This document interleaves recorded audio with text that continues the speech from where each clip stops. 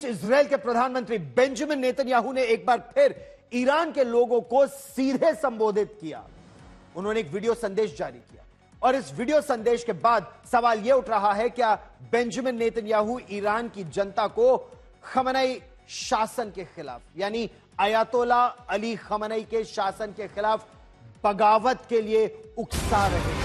Benjamin Netanyahu ने Iran की खमनई सरकार को अत्याचारी और बर्बर बताते हुए वहां की आवाम से कहा कि ईरान की सरकार सिर्फ एक चीज से डरती है और वो है ईरान की आवाम, ईरान की जनता। इसीलिए वो उसके सपनों को, उनके अरमानों को कुचलने के लिए अरबों डॉलर इजराइल के खिलाफ इस्तेमाल कर रही है, हथियारों पर खर्च कर रही है, जिससे ईरान के लोगों की जिंदगी, अगर वो पैसे हथियारों में ना जाए तो ईरान के लोगों की जिंदगी बेहतर बनाई जा सकती है।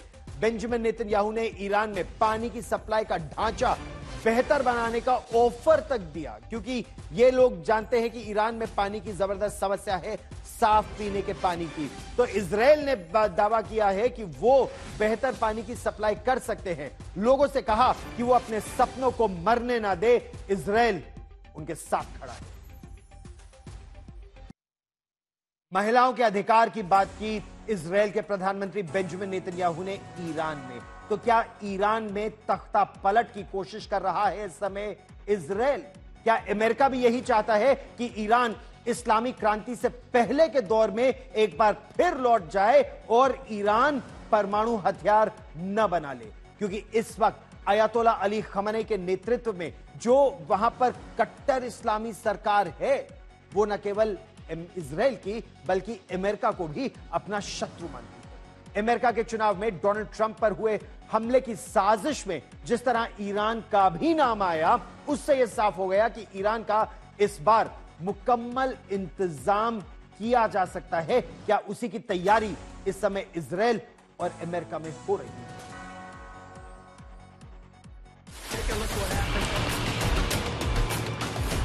इजराइल के प्रधानमंत्री बेंजामिन नेतन्याहू को उम्मीद है कि ट्रंप के खिलाफ हत्या की साजिश रचने वाले ईरान के अयतुल्ला को इसकी सजा भुगतनी होगी।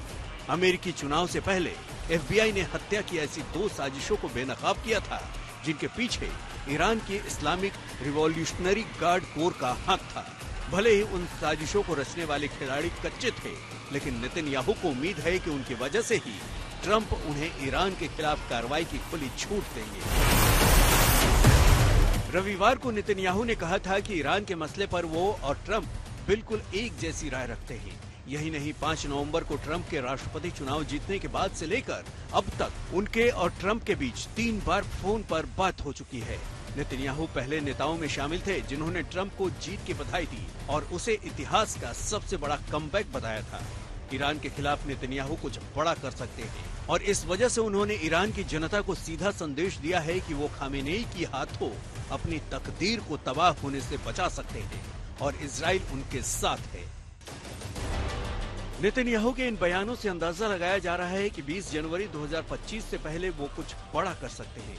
दरअसल वो दिन ट्रंप के अमेरिका के राष्ट्रपति के तौर पर शपथ लेने का दिन होगा। ट्रंप उसके बाद युद्ध का कोई झंझट नहीं चाहते, यानी नेतन्याहू को जो करना है वो 20 जनवरी से पहले करे। इस बीच उन्होंने इजराइल के कट्टर समर्थक माइक हुकाबी को अमेरिका का राजदूत बनाकर संकेत दे दिया है कि वो इजराइल के साथ हैं। सुनिए कैसे माइक हुकाबी इजराइल फिलिस्तीन के 2 देश की थ्योरी को वैसे ही नहीं मानते जैसे कि नेतन्याहू उसे खारिज करते हैं। इतना ही नहीं, बाइडेन प्रशासन ने गाजा में रिलीफ की शर्त पूरी न करने पर इजराइल के लिए भेजे जा रहे हथियार को रोकने की चेतावनी दी थी, लेकिन ट्रंप के आते ही कह दिया कि हथियार नहीं रुकेंगे। अब सवाल ये है कि ईरान के लोगों से 29 सितंबर के बाद 12 नवंबर को दूसरी बार बात कर क्या नेतन्याहू खामेनेई का तख्ता पलट कर पाएंगे? क्या ये किसी बड़े हमले से या बड़े नेताओं की हत्या से होगा? जहां तक अमेरिका की बात है तो वो एक बार फिर ईरान को 1979 वाली स्थिति में लाने की तैयारी कर रहा है। इस्लामिक क्रांति से पहले ईरान के शहंशाह मोहम्मद रेजा शाह पहलवी हुआ करते थे। 1979 में ईरान में इस्लामिक क्रांति भड़की और पहलवी का तख्ता पलट कर दिया गया। मोहम्मद रेजा शाह पहलवी ने परिवार समेत अक्टूबर 1979 में तेहरान छोड़ दिया। 22 अक्टूबर 1979 को ईरान के शहंशाह पहलवी अमेरिका पहुंचे। वर्तमान में शहंशाह के वारिस उनके बेटे मोहम्मद रेजा पहलवी हैं। रेजा अमेरिका के वर्जीनिया के ग्रेट फॉल्स में रहते हैं। रेजा ईरान का शासन वापस चाहते हैं। वाशिंगटन का पहलवी को इस मुद्दे पर समर्थन है। रेजा शाह पहलवी ने कहा है कि वो ईरान में लोकतांत्रिक सरकार चलाने पर सहमत है। अमेरिका चाहता है कि इस्लामिक सरकार को हटाकर अपने समर्थन वाली सरकार बनाई जाए। इजराइल के हमलों की तैयारी और अमेरिका के प्लान की जानकारी मिलते ही ईरान चौकन्ना हो गया है। आज तक ब्यूरो।